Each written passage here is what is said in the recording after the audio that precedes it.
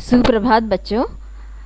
उपसर्ग उपसर्ग और प्रत्यय यह केवल 8वीं या 7वीं या 6ठी के लिए नहीं है, ये हिंदी का एक अविभाज्य अंग है। इसका व्याकरण में अपना स्थान है। शब्द बनने की प्रक्रिया में शब्द बनते हैं उपसर्ग लगकर, प्रत्यय लगकर और संधि से, है ना। तो उपसर्ग क्या है? जो शब्दांश शब्द से आगे लगकर उसके अर्थ को परिवर्तित कर देते हैं। आगे मतलब क्या?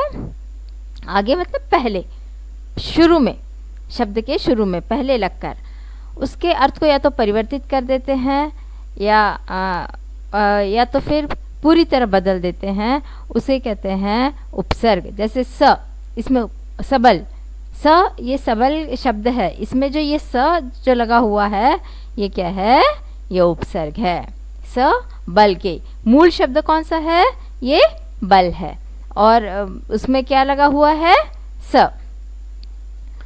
अब हिंदी के जो उपसर्ग है वो मुख्यतः 3 प्रकार के हैं। हमें उसमें से हमें तत्सम उपसर्ग, तद्भव उपसर्ग और अरबी और फारसी के उपसर्ग। तत्सम उपसर्ग क्या होते हैं? तत्सम उपसर्ग वो होते हैं तत्सम शब्द। तत्सम शब्द कौन से थे?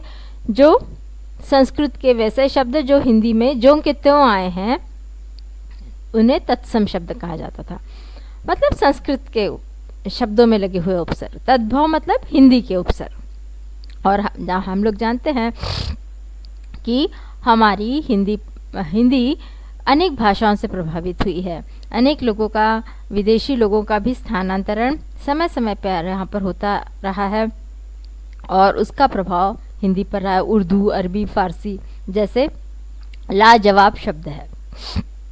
कितना लाजवाब खाना बना है।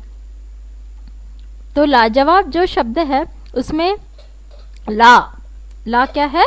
उपसर्ग है। ये लाजवाब में ला उपसर्ग जो है वो अरबी फारसी का है।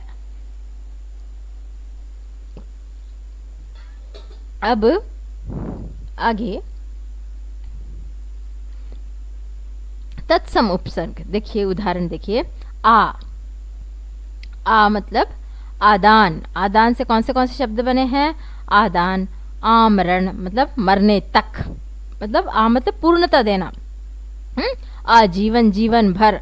आक्रमण, अपमान, अप मतलब कम करना, मान को कम करना, कीर्ति को कम करना।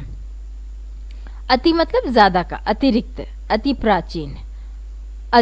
अधिकार जिसका होता है, अधिपति, अधिकृत। अभिभावक, अभिभावक मतलब माता पिता, अभि मतलब चारों ओर, है ना, जो आपके भावक रहते हैं, आपके साथ हर समय रहते हैं। अभिशाप। अनुराग मतलब प्रेम, है ना।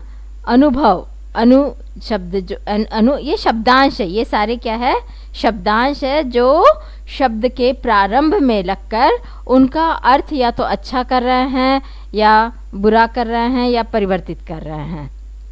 अनुराग, अनुभव, अनुसार। तो ये जो काले रंग के हैं ये मूल शब्द है ना, और उसमें ये शब्दांश जो लगे हैं वे उपसर्ग कहलाते हैं। अब देखो, अवगुण, अवशेष, उत्कर्ष। अब ये त आधा है तो उत्कर्ष। अगर उत्कर्ष हुआ मतलब उसका विकास हुआ, और अगर अप लगता तो अपकर्ष, है ना। उत्थान मतलब विकास। उपचार, उपकार। दुस्साहस, बुरा साहस। साहस तो अच्छी चीज है लेकिन उसने दुस्साहस किया, इमारत के ऊपर से कूदने का, है ना। दुस्साध्य मतलब यहाँ दुह मतलब बुरा साहस, और दुस मतलब कठिन। दुस्साध्य जो प्राप्त करना कठिन होता है। निर्भय, मतलब नहीं, जिसको भय नहीं है, जिसका वाह चलता नहीं है, जो अपना जीवन यापन नहीं कर, निर्वाह रोजी रोटी कमाना। निवारण, नियोग, निवारण करना मतलब किसी समस्या का निवारण करते हैं, हल करना। हाँ, परा मतलब जय का उल्टा क्या हो जाता है, पराजय, है ना, मतलब बिल्कुल उल्टा हो गया, पराभव। परिणाम, परिक्रमा, चारों ओर घूमना। प्रस्थान, प्रयत्न। प्रतिकार, प्रतिध्वनि, प्रति होना चाहिए, यहाँ तक है ये, प्रतिकार, प्रतिध्वनि। विपक्ष, विवाद, वाद का, पक्ष का। सन, अब इसमें सन है, संशय, स में क्या लगा हुआ है, आधा न। संशोधन में क्या लगा हुआ है, आधा न। सुयोग, सुपुत्र। अंतर, अंतरदेशीय, अंतर्धन देशीय। अंतर्धन मन, अबोध, धनबोध, धन साध्य, जो साध्य नहीं किया जा सकता है। अधः, धनपतन, अधोपतन, मतलब जिसका बहुत बुरी तरह जो गिर रहा है। अनादि मतलब प्राचीन। अनधन आदि, अनधन उचित। कु मतलब बुरा, कुपुत्र, कुख्यात, कुविचार। चिर, चिर परिचित मतलब अच्छी तरह जाना पहचाना। चिरकाल, प्राचीन काल, नहीं लंबा काल, पहले काल से, प्राचीन काल से मतलब। परधन अधीन, पराधीन, परदेश। पुनर मतलब फिर से, पुनरुत्थान, पुनर्निर्माण। पुरा काल, पुरातत्व। सत धन जन, सज्जन। समधन कोण, समकोण, समधनकालीन मतलब उस काल के, समान काल के। सहधन गान, सहगान। सहधन उदर, सहोदर मतलब जो साथ में रहता है। स्वतंत्र, स्वदेश। अवगुण, अवहेलना। निडर, निकम्मा। परदादा कहते हैं ना, दादा के दादाजी, परनाना। सहित, सजीव। सु मतलब अच्छा, सुकन्या। सुघड़ मतलब सुंदर, जो सुंदर से गड़ा हुआ है। घड़ा मतलब मटका, लेकिन गढ़ना मतलब नक्काशी करना, जो सुंदर से गड़ा हुआ है। सुगढ़, अमर, अचल।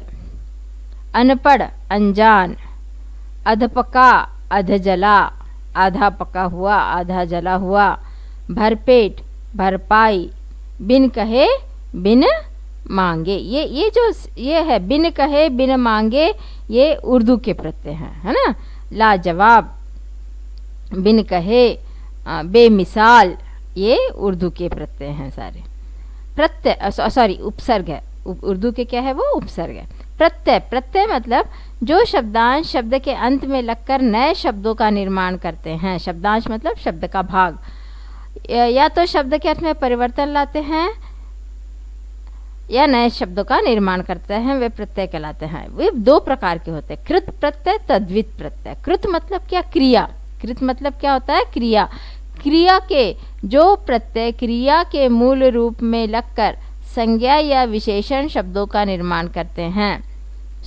किस में लगते हैं, क्रिया के मूल रूप में लगते हैं, वे कृत प्रत्यय कहलाते हैं। हम लोगों ने देखा था ना संज्ञा पढ़ते हुए किस प्रकार क्रिया से भाववाचक संज्ञा बनती है ना, तो वही है। इनसे बनने वाले शब्द क्या कहलाते हैं, कृदंत कहलाते हैं। क्या कहलाते हैं, कृदंत। जैसे अब क्रिया में कौन सा प्रत्यय लगा, पढ़, पढ़ क्रिया में कौन सा शब्द लगा, कौन सा प्रत्यय लगा, आ, तो वो हो गया पढ़ा लिखा, है ना।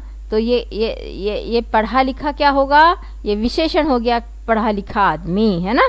तो इस प्रकार क्रिया में प्रत्यय लगकर वो उसका रूप परिवर्तित कर देते हैं, या तो भाववाचक संज्ञा बनती है या विशेषण बनता है। अन, चिंतन, चिंत धन अन, चिंतन करना, मनन करना, सोचना। आँख, चालाक, तैराक। आका, धमाका।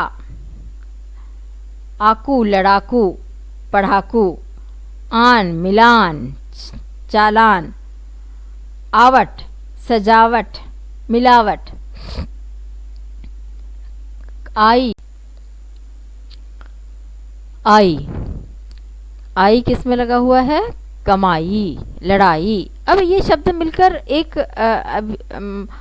नया शब्द बन जाते हैं। इसको बिल्कुल ही संधि करके भी कभी कभी संधि करके भी मूल शब्द और प्रत्यय को देखा नहीं जा सकता है। इसको प्रत्यय को केवल अलग निकाला जा सकता है।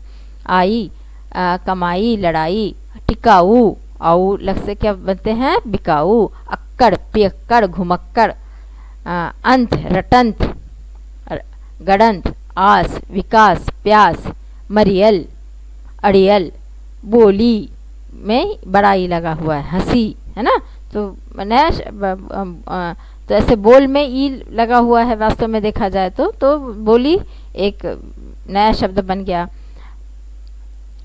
बोलना क्रिया बन गया। बोल कोई बोल मतलब भी क्रिया हो, तू बोल। और बोली कहने से तो भाषा की बोली बन जाती है, तो पूरा अर्थ चेंज हो जाता है। ऊ, लड़ाऊ, खाऊ। औना, खिलौना, बिछौना। औती, फिरौती, मनौती। एया, रखैया, गवैया। क, पालक, लेखक। कर, सोचकर, खाकर।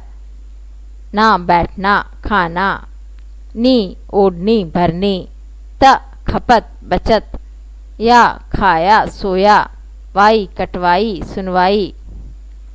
तद्वित प्रत्यय, जो प्रत्यय क्रिया के मूल रूप को छोड़कर संज्ञा, सर्वनाम तथा विशेषण सूचक शब्दों के साथ जुड़ते हैं, मतलब संज्ञा, सर्वनाम और विशेषण के साथ लगते हैं, उन्हें तद्वित प्रत्यय कहलाते हैं। वे भूखा, मेला, बुराई, भलाई। मेला संज्ञा है ना। और भूख क्या है? भाववाचक संज्ञा है। उपजाऊ, कमाऊ, मेहरबानी, है ना। देवरानी, घराना, सालाना। आना प्रत्यय से बना है। सुनार, चमार। भिकारी, पुजारी। खटास, भड़ास। चिकनाहट, कड़वाहट। धार्मिक, हम पढ़ा भी है हम लोगों ने 7th क्लास में।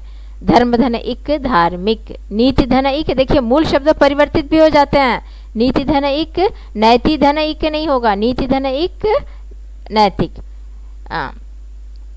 वैसे ही सुनार धन इन, सुनारिन। अब पुजारिन का कैसे होगा? पुजारी, मूल शब्द पुजारी होगा, उसमें इन प्रत्यय लगा। ई धन ई, धनी, लालची। शौकीन, रंगीन। चमक धन ईला, चमकीला। रस धन ईला, रसीला। ममेरा, चचेरा। कथाकार, स्वर्णाकार। सूदखोर, घूसखोर। सौदागर, जादूगर। दुगुना, चौगुना। मुखड़ा, दुखड़ा। सामान्यतया, मुख्यतया। दुकानदार, ईमानदार। दार प्रत्यय से पन, बचपन, लड़कपन। धनवान, बलवान। वान प्रत्यय से मिठाई वाला, चाय वाला। ध्यानपूर्वक, शांतिपूर्वक। तो इस प्रकार उपसर्ग प्रत्यय समाप्त होते। धन्यवाद।